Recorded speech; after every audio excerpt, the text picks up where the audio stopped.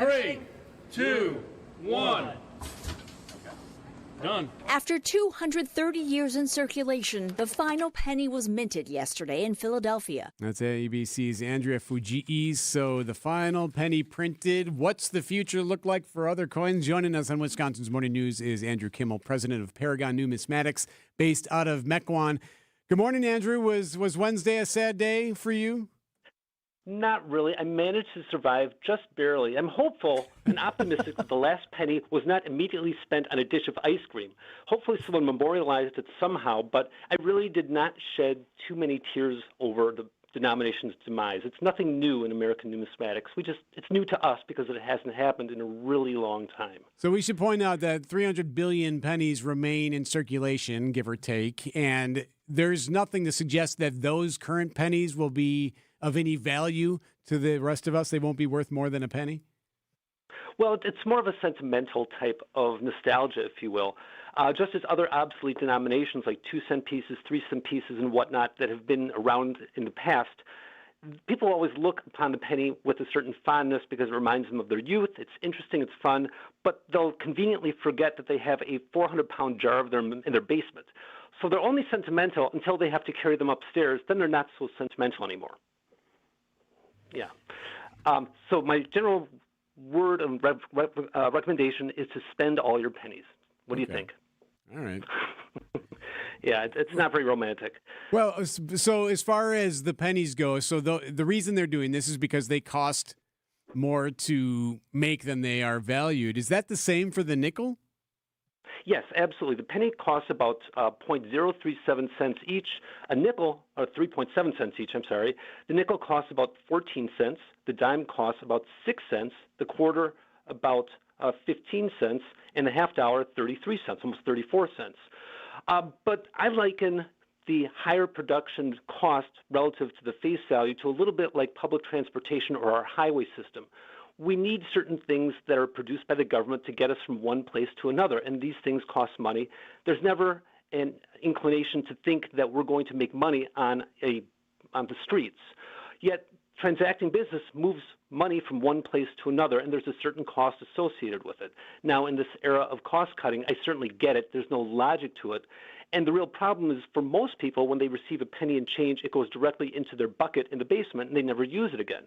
But doing a little bit of quick math, if we have about 339 billion pennies in production since 1859, and then we divide that by the number of people in the United States, about 347 million, that gives us about 976 pennies per person. That's a lot of pennies. So our job is to certainly appreciate them and have fun with them and use them, but not to think of them as anything other than the common widget that they really are. Now, what I not fear, but what comes to mind is I can foresee some very crazy marketing programs by people who say, get the last penny ever produced, yours. If you live in the zip code starting with 53 anything, your household is entitled to 5,000 pennies. Just send us $492.18. Well, in 15 convenient payments, and if you want a box, it's another $400. So I worry about some of the marketing ploys that will try to convince people that these are worth more than they really are. Now, let's not forget that there certainly are some very valuable wheat cents, Indian cents, Flying Eagle cents, all the way back into the 1800s. Absolutely. But for the coins produced in the last, 70 years, there's nothing at all rare about them. What gives a coin value is a combination of how many were struck, how many survive, and how well it's been preserved. So in the context of our modern Lincoln Memorial cents, they made billions of them. Virtually all of them still survive, and people have hoarded them in brand new condition since they were first struck.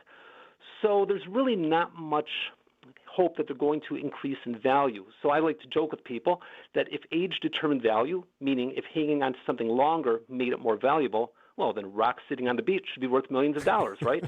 You'd like to think so. Yeah, so coins are, in general, sort of like rocks if they came from pocket change. So look upon these things as a with sentimentality and fondness as something that reminds you of your childhood and buying that dish of ice cream. But let's not worry about them going up in value unless you purchased high-quality, rare coins from a reputable professional rare coin dealer. That's a different story, but things saved from pocket change don't go up in value. Andrew Kimmell, the president of Paragon Numismatics, based out of Mequon, here on Wisconsin's Morning News. Andrew, are there some coins that might still be in general circulation right now that we should be sifting through our various coin jars looking for? So that's a great question. And sometimes, as a numismatist, I feel like that evil clown walking around the circus with a pin, popping kids' balloons. So I'm going to be that evil clown for a moment. Okay. And thank you for laughing, but if you can keep the Kleenex ready if you want to cry about it. So as much as we would like to imagine that there may be some good coins in circulation, the reality really is that it's not overly possible.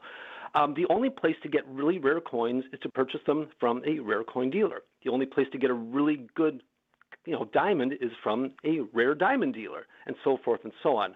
Now, that said, one should be aware of these apps that you can download onto your phone, where you can snap a photo of a coin. It will download the image into a database and ascribe a number to it.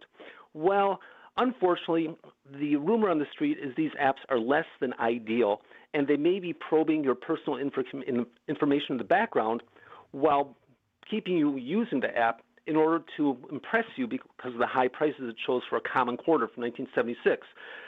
So the best thing to do to research coins is to use an app called CoinFacts, CoinFacts. And that is an app produced by the Professional Coin Grading Service. It has a little yellow icon if you download it on the App Store. And this is a wonderful way to learn about the broad range of numismatic coins that have actual value. So CoinFacts is really good, but anything that you can just snap a photo and it designates a value, skip it. In fact, if it's on your phone, delete it. Get it out of there. So CoinFacts is great, but that's it. So is it possible that we've seen this before? Like, in the history of coins, has a coin been phased out someplace, whether here or in another country, where there's been a hang-up because of it, something they didn't expect because that coin was no longer being minted? Yes, absolutely. So in the United States, we have rendered obsolete multiple different strange denominations. So the half cent was made from 1793 to 1857. That's gone. The large cent was made rendered null and void in 1857. The 2-cent piece in 1873. That was the last year. 3-cent silver coins, again, the last year was 1873. 3-cent nickels in 1889. Half dimes in 1873. And the 20-cent piece in 1878. And, of course, every gold denomination from $1 gold piece, $2.50, $3 gold piece, $4 gold piece, $5, $10, and $20 gold pieces, well, those were all rendered null and void in 1933. Actually, 1932 with a few 1933s. I can't tell if you know your stuff or not. I'm not sure if we got the right guy. I'm not sure you found us an expert, Eric. Well, I'm glad you're laughing, because when most people meet me and they say, "Oh, you're a coin guy," oh, that's nice. So anyhow, I have no life. What can I tell you? I sit and look at the stuff all day long. All right, but do they cause issues when they go away? Is there any potential hang-up that we could see with this penny? No, absolutely not. Now, I think you have some solutions on the horizon. Now, the question is whether we Americans choose to embrace those solutions. So either you can round up or round down. That helps. And at the end of the day, if you're a shopkeeper, if you're $1.86 short on pennies, okay, you kind of take them out of your pocket, or you sell another cup of coffee or two and you kind of pay for it. What you could do, let's just say you're at a restaurant. I was at Cafe 1505 in Mequon the other day, and I was talking to them about how they can get more pennies in. And I suggested, well, why don't you just give a free cup of coffee to people who bring in pennies? The problem is when someone comes in with 4 people for breakfast and their bill's $86 and they put a sack of pennies down. Yeah. Then it's not so fun anymore. Right.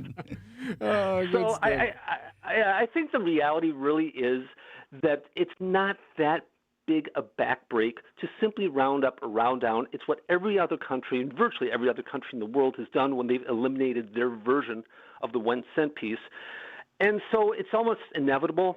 The larger question, and this is the thing that no one really wants to talk about, is which denomination is next?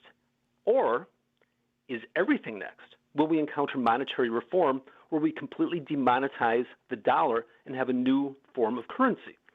We're the only country in the world, we're the only country in the world that's never done that. So you can spend a penny from 1793 if you want to. I don't recommend it. But it's very interesting to see what will happen. Oh, Andrew, great stuff. Really appreciate your time. Andrew Kimmell, the president of Paragon Numismatics, based out of Mequon. If you want to talk pennies or coins in any faction, this is the guy. Thank you, Andrew. Yeah, but it's a penny for your thoughts. Hey, but I tell you, can't say Give that your anymore. 2 cents worth. Hey, Have a good day. Thank you.